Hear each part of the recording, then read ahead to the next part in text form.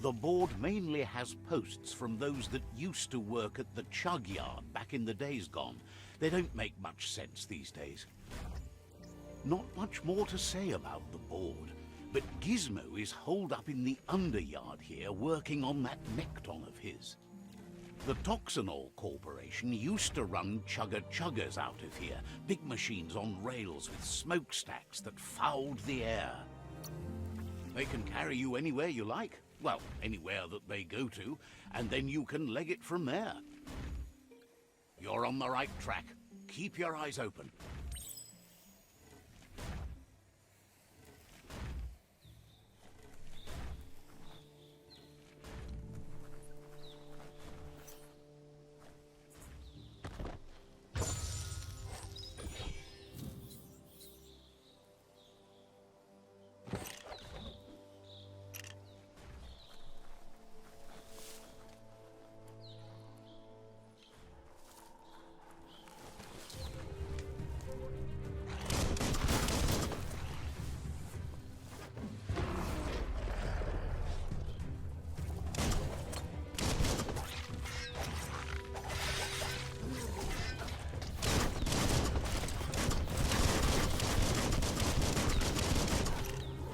Tribes always scavenging for scrap, and the yard has plenty to go around.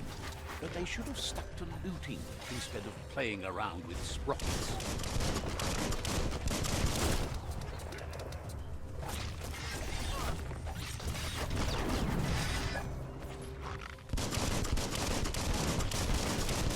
Bomper Bonker's busy ram-banging the door.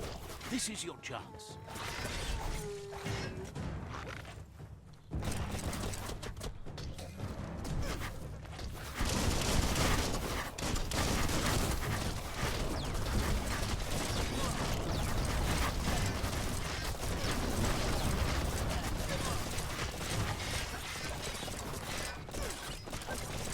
That's going to leave a mark.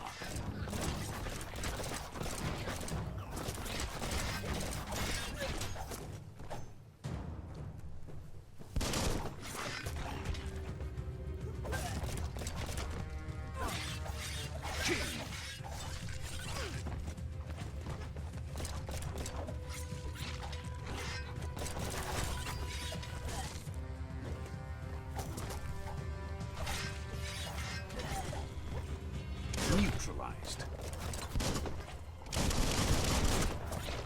Cutting edge.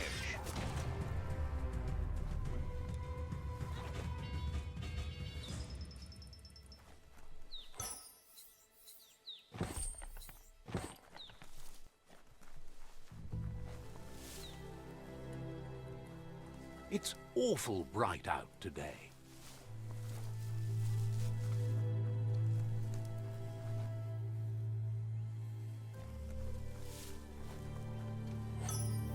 At least you got something for your trouble.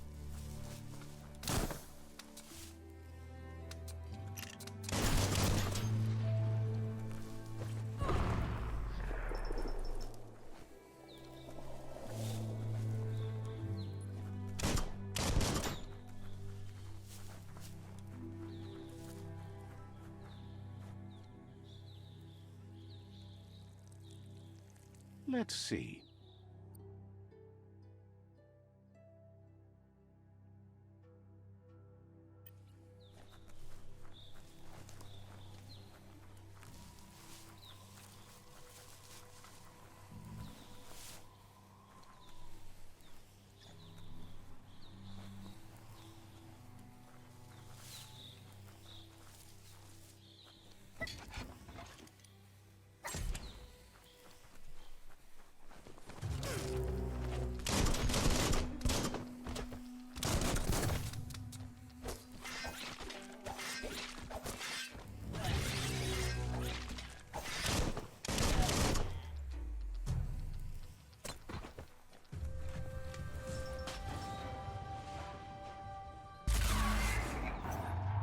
Yes, you can do anything. The sky's the limit.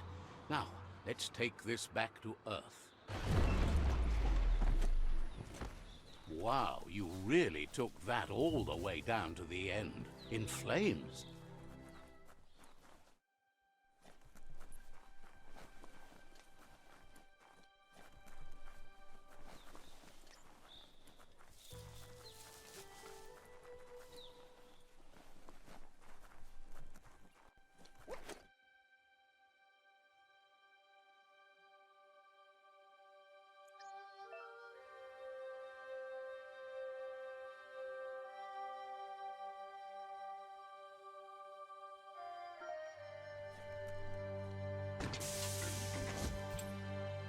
The oil claimed this land a long time ago.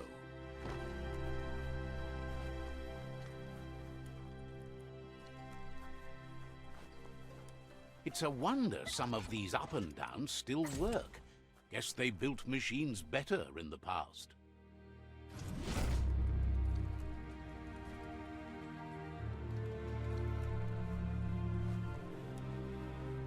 The spent nuclear fuel, the toxinol dumped in the surf, had detrimental effects on the marine habitats, while the overflowing landfills contaminated the groundwater. Combined, this sent their world hurtling on an inevitable road to ruin.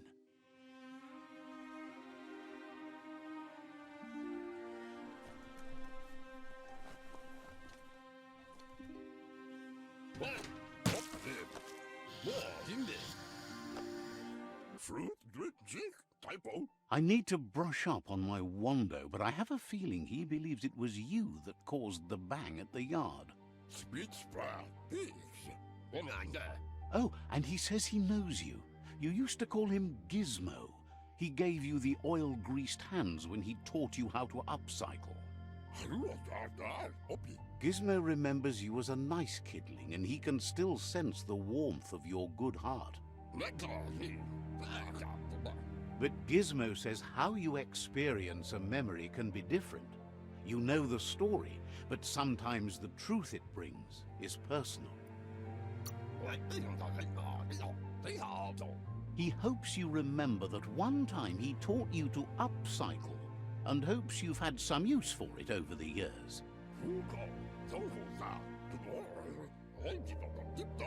Gizmo says he also has re-memories from the long gone, but unlike you, he doesn't think of the past, for it's gone.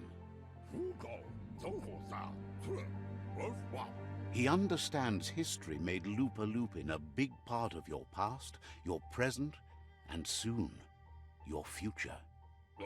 You still believe there's some good in everyone. You still have hope for tomorrow. He says you should know that what's meant to be will always find a way, but history shouldn't consume you. Gizmo understands you still have strong feelings, but urges you to keep them under control. You've witnessed firsthand what it'll lead to. Yes, that's the way. No arguing with that.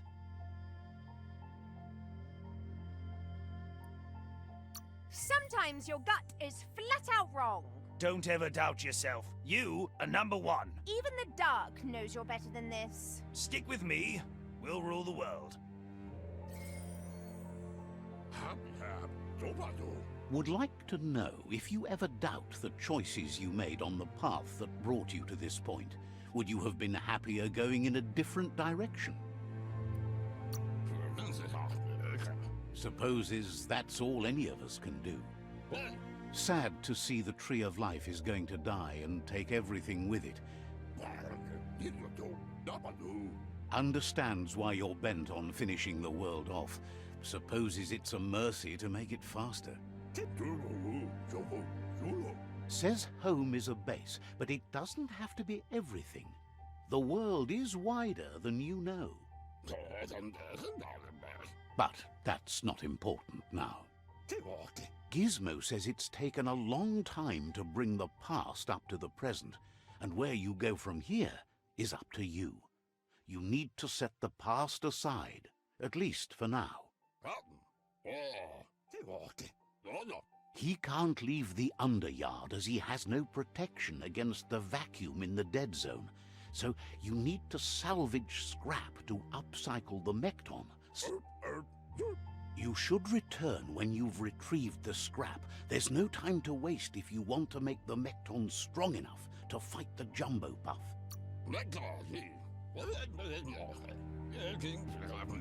It's the part of the land that suffered most from the apocalypse.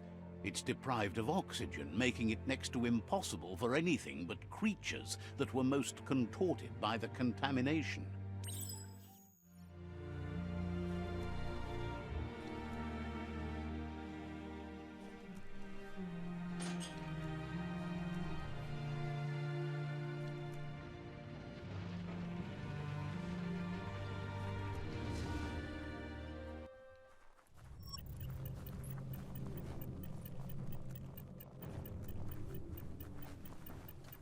That's the leftover you're looking for.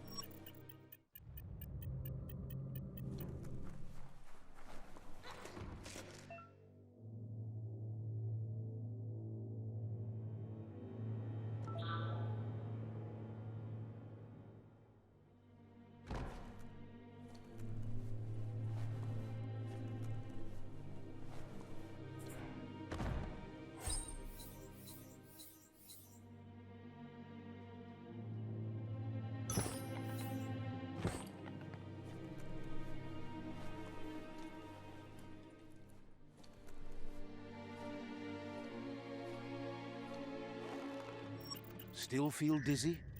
That means you're still alive.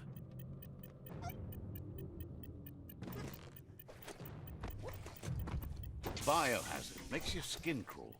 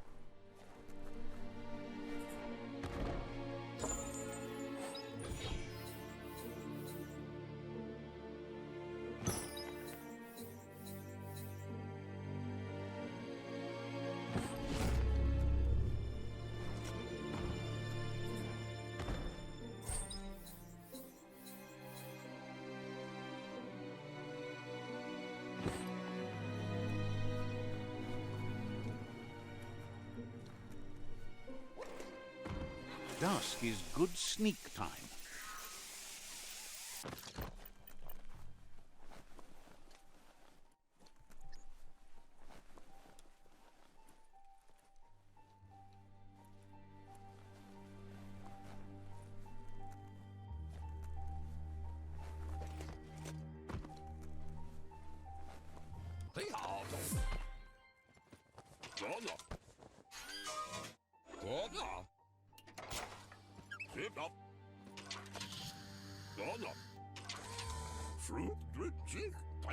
He says that's enough to get the Mekton functional.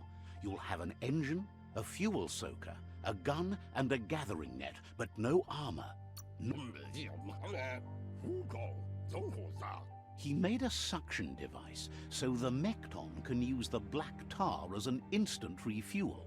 You can also use it to clear oily goo puddles, so... He's been working on another project for the Mekton, a cannon, but it needs ammunition, and by that he means the scripts. He says if they're trained right, they'll turn into a distraction for the jumbo puff. The best way to find scripts is to go talk to Moog. He knows the ins and outs of every breathing thing left alive after the apocalypse. Unfortunately, this means you'll have to venture farther out into the dead zone than Moog's camp on the steep depot. Once you find Moog, he'll be able to give you directions to where you'll find scripts. Gizmo thinks he's a little peculiar, but very knowledgeable.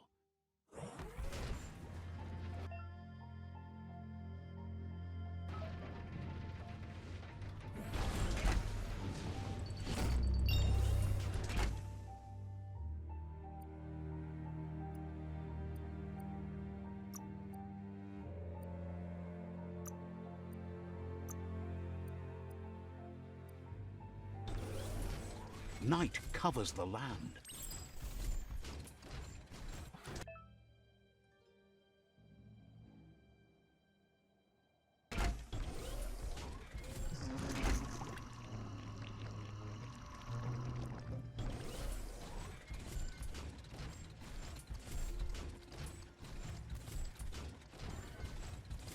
The grease monkey's Mekton is built sturdy, just like himself.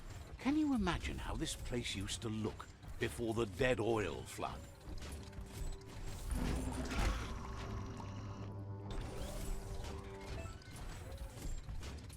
Might want to hold your breath before you head any further. You're about to witness the breathtaking vistas of what's known as the Dead Zone.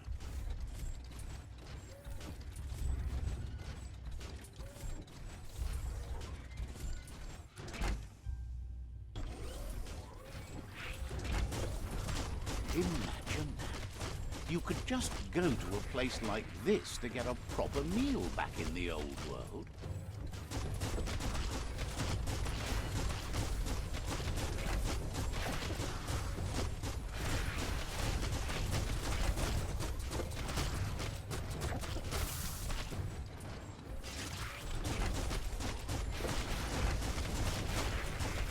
Shouldn't take much more.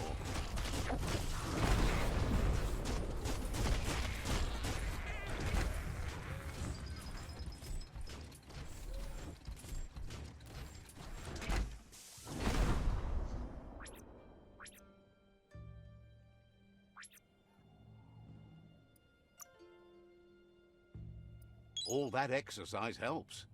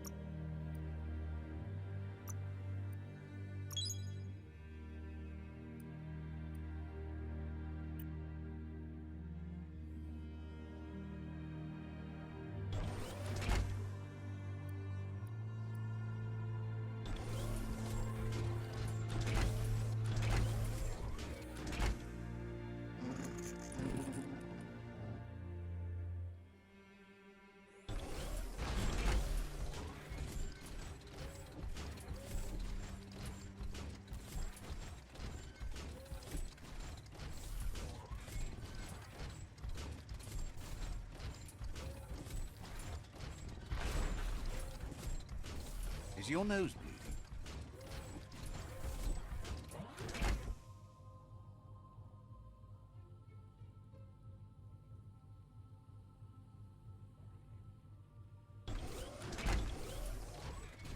That over there is Steepo Depot, the cliffside that Moog hangs on to.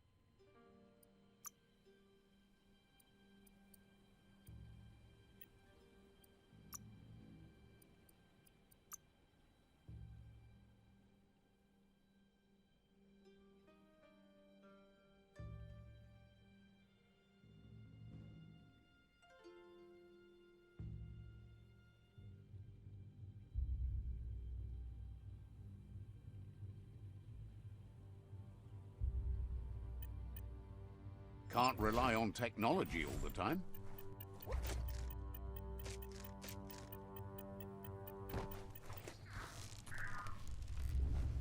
Possible.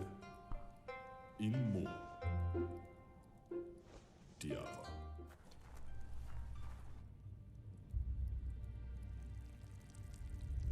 Let's see.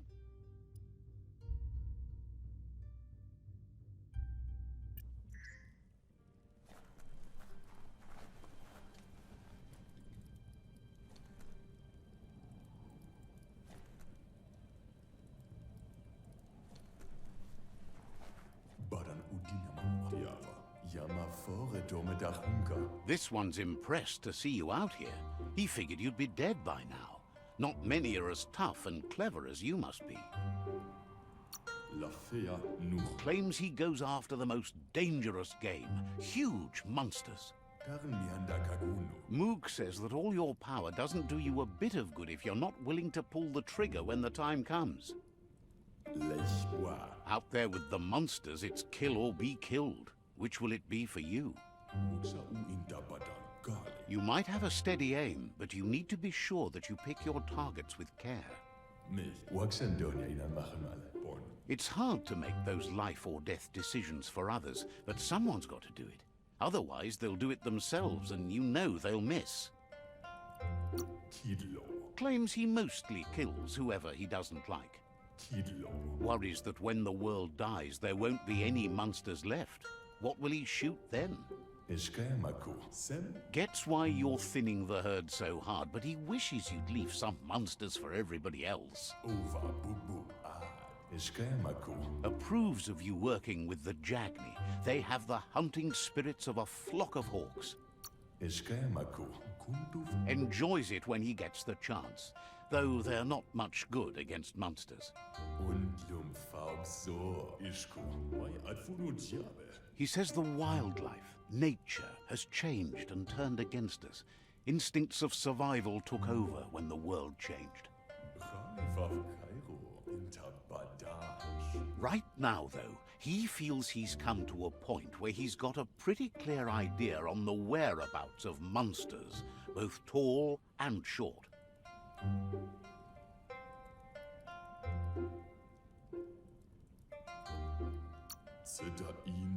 Says as big as they are, the world is bigger. To find where they are, you need to see where they've been. Moog says you must learn to walk before you can run. It takes practice before you can call yourself a monster hunter. Fortunately for you, he can help. He understands you need to start off with something small before you go big. There's no better place to start than a squip cave. Hunting down a couple of these little critters for yourself should keep you on your toes. Says it's not far at all. Fortunately for you, the squips seem to have acclimatized themselves to the otherwise uninhabitable dead zone.